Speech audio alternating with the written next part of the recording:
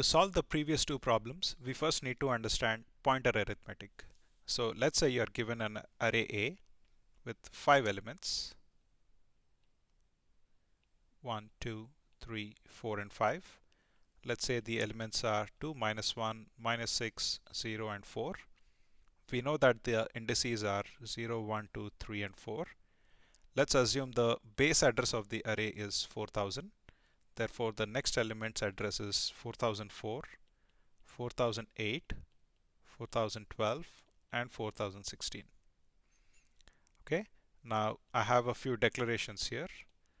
First one is a pointer declaration, and the pointer points to the first element in the array, or it stores the base address of the array, which means your pointer is going to contain 4000, which is this one here.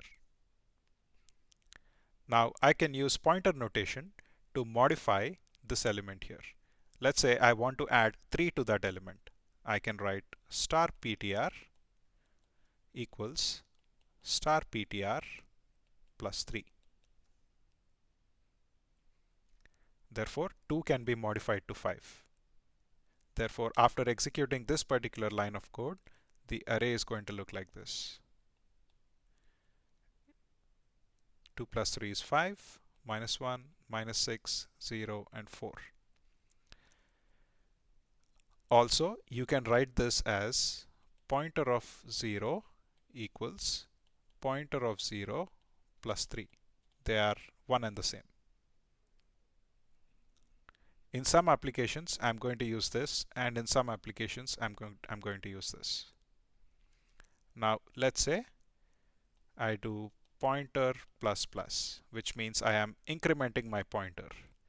Generally, if you have an integer variable, let's say a equals to 1, and you do a plus plus, your a is now going to contain 2. But in pointer arithmetic or in pointer incrementing, when you do this operation, it's basically going to be pointer equals pointer plus 4. We are doing this 4 because that's the size of integer, and it's an integer pointer. Therefore, when you do pointer plus plus, your pointer is now going to point to this element here, or it's going to contain address 4004.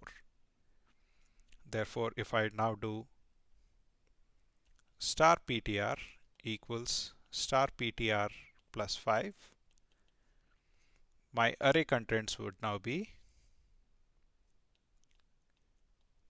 5. I'm going to add 5 to minus 1, so that's going to be 4, minus 6, 0, and 4. And your pointer is going to point to this element or the address of that element, which is 4004. Now again, if I do pointer plus plus, my pointer is going to move to the next location or the address 4008. So indirectly, I should be able to access the third element in the array or the element with the index 2. So this is how pointer arithmetic works. Similarly, just like pointer incrementing, you can also do pointer decrementing.